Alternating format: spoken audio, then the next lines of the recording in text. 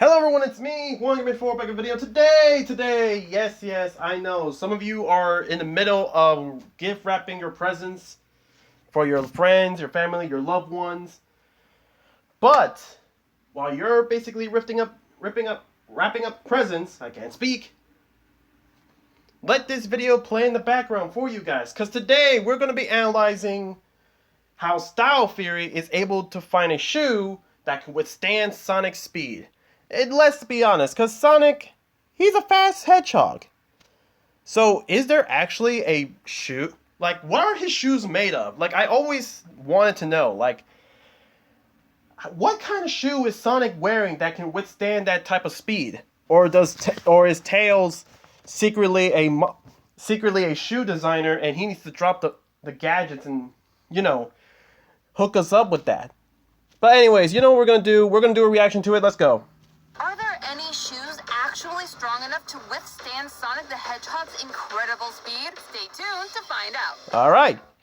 Hello, Internet. Welcome to Style Theory, the only channel willing to face off against Edna Mode as the next big designer of super powerful fashion. Way back when we first launched Style Theory, we did an episode making Hulk the perfect pair of indestructible pants. And today we are setting our sights on yet another colorful character known for his iconic fashion, Sonic the Hedgehog and his sneakers. Yay! This new movie is coming out this month. We gotta go fast if we want to get this super speedster his perfect shoes in time. No matter which Sonic is your favorite Sonic, these crimson kicks have always held up to the incredible forces the legendary blue hedgehog puts on them. But can that happen IRL? We are going to put 3 shoes to the ultimate test of speed against our Sonic squad. So, where do these shoes need to succeed where all other shoes have failed? Going into this, we will be considering 2 likely points of failure for Sonic's perfect shoes: flight time and contact time. These are the 2 motions where most force is applied onto his shoes by his feet. Flight time is the movement of his leg from its initial swing to swinging behind his body. During his initial swing, mid-swing, and terminal swing, Sonic will be exerting force onto the shoe's uppers and laces, which help keep his foot locked into the shoe.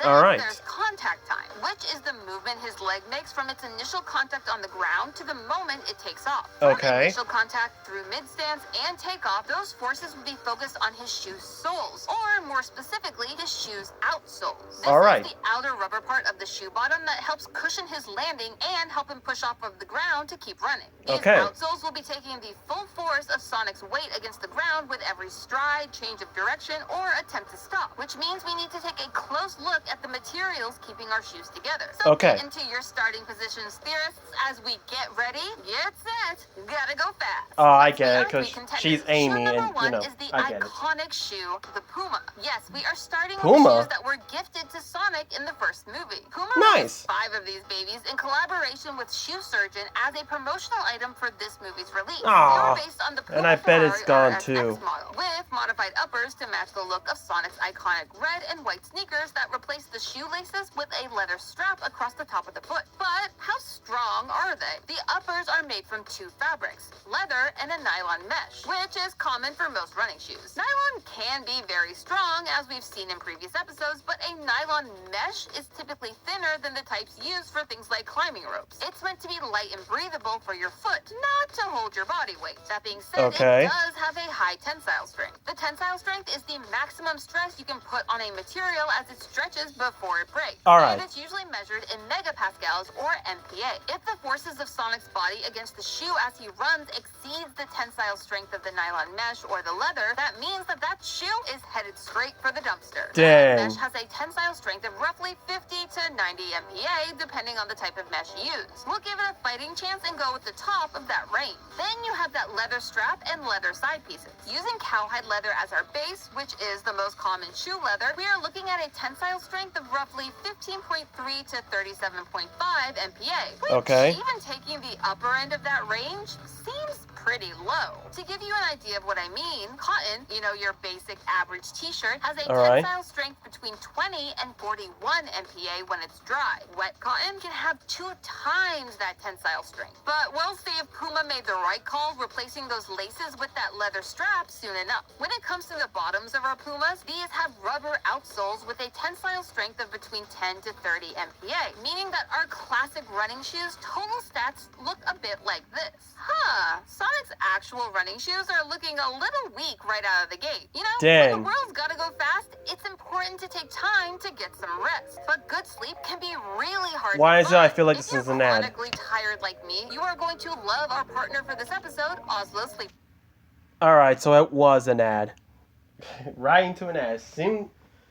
It traditioned so smoothly that I didn't know what was going on. But alright, so the first one, kind of looking kind of weak. Which I'm now worried about Sonic's shoes in the movie. Heck, I wouldn't be surprised if Sonic the Hedgehog 3 coming out literally Friday as I'm recording this. Well, I'm recording it on Wednesday. But anyway, Friday is coming up. I'm not going to be surprised if during his battle against Shadow, his shoes start breaking down. Like, Sonic is literally pushing his speed just to fight against Shadow. I wouldn't be surprised. And it would be cool to see, too. But anyways, let's get to shoe number 2, shall we? Something a little different, something a bit stronger. These are the Innovate G Series Terra Ultra G260, aka the strongest shoe I could find on the market as of writing this episode. Innovate constructed the shoe with a unique graphene enhanced rubber compound, which the manufacturer claims has the world's toughest grip. Graphene is made from a material called Does it come in graphite, red? which is the stuff that's used for the tips of some pencils. But unlike our questionable Pumas, these shoes are not just hyping up their strength. Graphene is super strong. In fact, it is 200 times stronger than steel. We actually used it when we designed Hulk's perfect pants. Graphene is also heat resistant, meaning that besides the force, it could stand up to the friction of Sonic running around at super speed. Pure graphene has a tensile strength so it has a fighting chance, right? 30 gigapascals, or 130,000 megapascals. That is a lot more than our Pumas. However, while a graphene rubber band can have the same tensile strength as graphene itself, the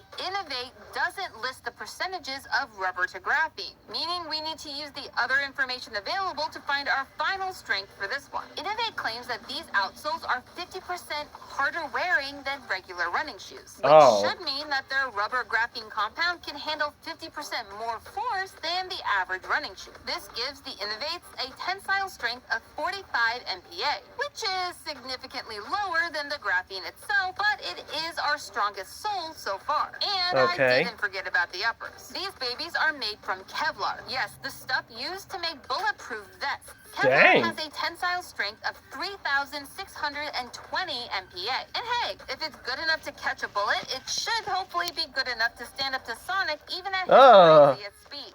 As for the laces, while they're not listed on the actual website, ain't nobody want to see Sonic's feet. Options. First is your typical shoelace made from polyester that have a tensile strength of about 131 kilograms, which converts to about 0.001 to 8467 MPa, which, I can see why they cut the laces from the movie's design. But we do have one other option. Given that the shoes use Kevlar for its uppers, we can also use Kevlar for our laces. These have a better tensile strength, though not by much, coming in at 0.00569,372 MPa, which makes our final stats for this shoe not too shabby. Also, we can get them in red. Clearly, we've reached the peak of shoe strength with this one, haven't we, theorists? Well, hold up a minute, because you're about to meet our final contender. Let me introduce you to shoe number 3, Style Theory's Custom Kick. Yes, we are once again designing our own item to face off against the power of the Blue Blur himself. While these shoes don't physically exist, come on, that's cheating. They are made from items that are available in the world right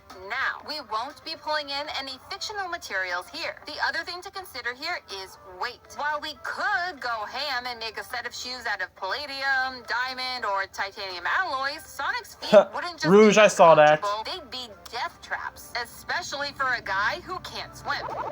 Dang. Shh, don't give Eggman any ideas. Even so, that doesn't mean we can't get just a little bit experimental. For this one, we're gonna think outside the box of the common running shoe design. So far this episode, the weakest points have been the uppers. You know, those laces, leathers, and meshes. But what if we made our custom kicks all sole? So that no matter which way Sonic turns or lands, his feet are fully covered in the strongest material that we've got. Can you guess where we're going? Yes, the graphene rubber, as strong and pure as we can make it, unlike the Innovates. Dang.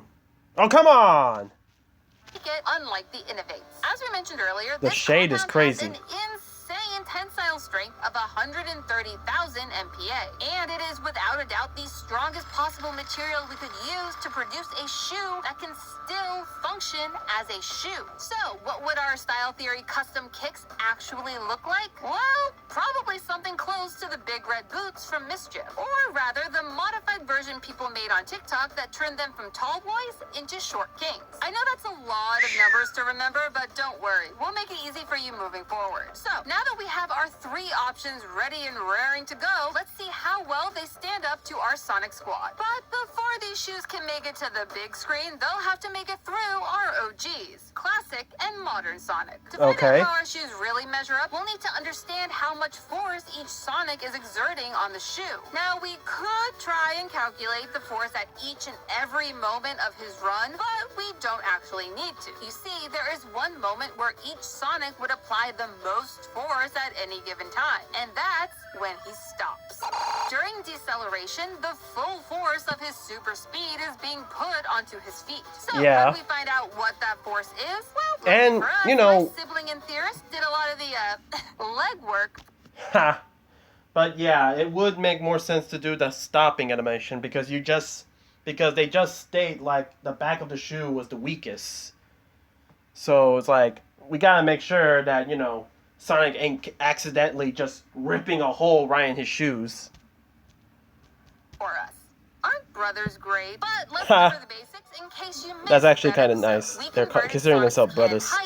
Siblings. Measurements to get a pixel to centimeter ratio, and then use that measurement to find his height relative to his game environment, so that we could see how fast he's actually moving, and more importantly, how far it takes for him to stop. Which, let me tell you, was quite the range. Consistency may not be Sonic's strong suit, but maybe making smart, durable fashion choices is. To get that killer stopping force, we plugged all that information into the classic force equals energy times distance calculation, which should give us the numbers that we need. So, how do our shoes hold up against our OG Sonic duo? Starting with Classic Sonic, or as Game Theory put it, Short Sonic, the stopping force for Classic Sonic was 641 newtons, which is not the measurement that we need, but don't worry, theorists, this is actually the easiest math we've done this entire episode. What do you mean? 1 Newton equals 1 Pascal, so 641 newtons equals 641 pascals, which brings Classic Sonic's total force to 0.000641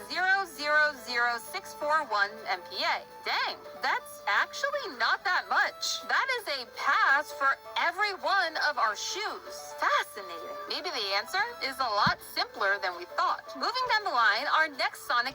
Okay, so I guess Modern Sonic is going to be the one doozy. Which, I mean, let's be honest with ourselves, and I'm not sure if people think the same as me, but don't you think Movie Sonic is, like, behaving a little bit like Classic Sonic? Now, before y'all come on my neck, before y'all come after my neck, really think about ourselves. Movie Sonic is, like, nowhere near Modern Sonic, but, like, let's be honest with ourselves. Movie Sonic just kind of gives me so much of that classic vibe. If you know what I mean, right? Like, classics, like Movie Sonic just doesn't have the experience that Modern Sonic has, right? So I always think like, okay, so this is basically the movieverse is just taking a young, inexperienced Sonic, right? Like, yeah, he knows how to use his speed, but can he time travel? Like, can he, like, time travel with his speed like we saw Classic Sonic do in Sonic CD?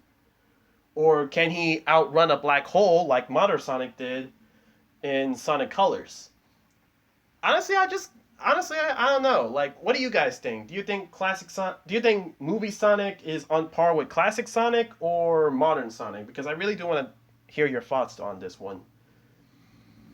But to me, I feel like he's basically like following the Classic Sonic route, like making an origin story, and regardless and depending if Paramount wants to continue with the Sonic movieverse, we could see Movie Sonic, you know, being on par with Modern Sonic down the line in terms of feats.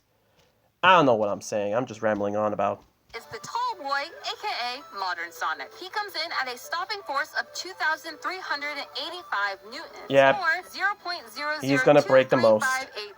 MPa. Still well below our tensile strength benchmarks. Dang, What? I really thought at least one shoe would have failed. Now, realistically, over time, all of these shoes would wear down. So even if they can survive one stop, it's likely Sonic will need to replace them regularly. But for today, you can consider our first two Sonics defeated by some Dang. pretty basic shoes. But as we know, Sonic in the games is moving a lot slower than he claims. So what would happen if these Sonics were actually able to roll around at the speed of sound like the song says? Well, we'd be looking at something closer to 29,842 newtons, Yikes. or 0.024 MPa, which would actually take one of our shoes out of the running. Sorry, Innovates, but you made one crucial error: the shoelaces. Again, Dang. I have to give it up to Puma for making this smart call and dropping the laces from their movie design. Clearly, someone on that team is a theorist. But while that force may snap our shoelaces and our bones, it's not tearing apart the rest of our shoes. Yet, that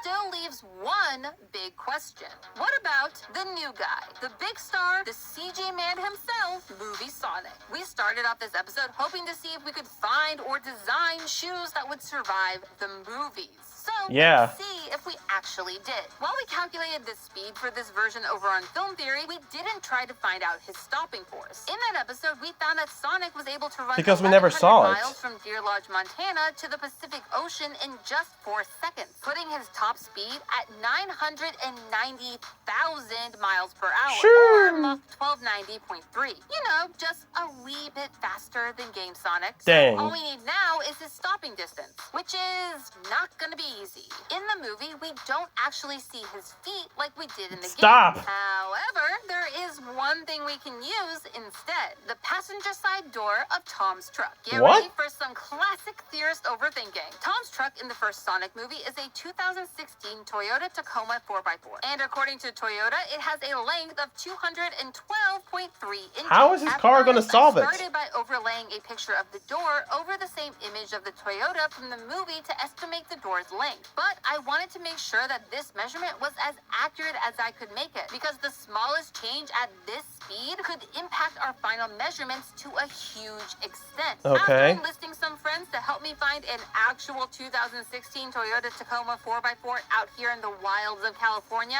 and measuring the length of its passenger side door, we got a final measurement of 43 inches or 1.09 meters. Okay. Using that clip from the movie and estimating that it would take Sonic 8 doors length to come to a full stop from 990,000 miles per hour, we can use the same calculation as we did for the game. Let me Sonic guess, to Movie find Sonic is gonna be the one to stopping destroy force. all. Plugging in all of our numbers, you get a monstrous 3,427,687.39 Dang.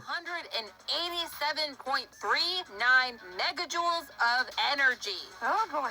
Run that through our force equals energy times distance equation, and we learn that the stopping force of Sonic's shoes when he decelerates from Mach 1290.3 in just 1.09 meters is 3,025,747.13 megapascals. That is destroying. No, no.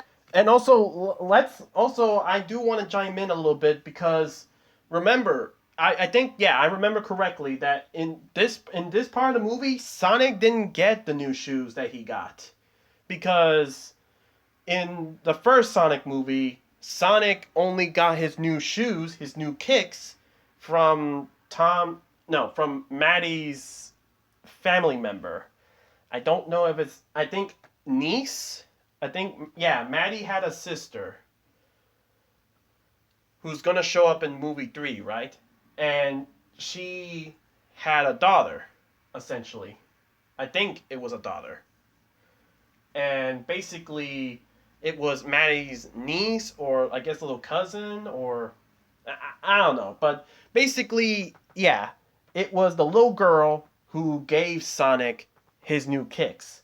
And the scene that we're seeing with Sonic going from the Pacific Ocean, that was like still in the first quarter of the movie.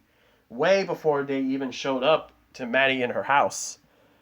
I just want to chime in. So like, Obliterating each and every one of our shoes. Dang. Including our custom kicks made from the strongest material possible. To put all of that into perspective, the SR-71 Blackbird holds the record for the world's fastest aircraft And Sonic at no dipset. 2,193.2 miles per hour. 2,193.2, and it weighs in at 27,215.54 kilograms, which is 777.58 times the weight of Sonic. Dang. We attached our custom kicks to the bottom of that aircraft and had it come to a stop from its top speed in that same distance of a Toyota Tacoma 4x4 passenger door. Our custom kicks would still survive. What? Yes, maybe they would be in bad shape, but they would still be there. The fact is, there just isn't a single shoe-worthy material known today that could withstand the forces of movie Sonic. To do that, we would have to find a shoe that could withstand the force of the U.S.'s largest non-nuclear bomb 74 times. Dang. And that's before you remember that movie Sonic can now go supersonic. R.I.P. me, the world, and our shoes. But hey, that's just a theory. A style theory. Alright, and that's going to be the video, guys. Thank you guys so much for watching. Make sure you like the video so I know you guys enjoy. Comment down below what you guys think. Honestly, that was a fun episode, really. And god dang, Movie Sonic is back at it again, to be honest. But shoot, man, I like it. Anyways, that's going to be the video, guys. So make sure you comment down below what you... So make sure you comment down below if you guys want me to react to more Style Theory, because I recognize that I have mostly been ignoring Style Theory a lot. So if you guys want me to react to more Style Theory, just leave it down in the comment section below. And I don't know, maybe suggest me any Style Theory videos that I missed out. Maybe you have one that's your favorite that might be my favorite next if you leave a suggestion down below. And, you know, make sure you're subscribed to the channel so that way you'll never miss out a video. We're trying to upload as much as we can because because once we hit to the week of Christmas, that's going to be me taking a short little break. You know, spend time with the family and such. So, yeah. If you don't mind me, guys, I got some gifts to wrap up. So, this is OneGamer54, signing off.